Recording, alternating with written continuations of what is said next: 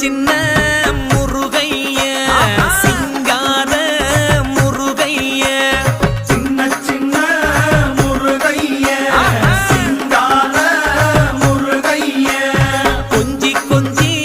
தமிழ் பேசும் செந்தில் வடிவேலனவ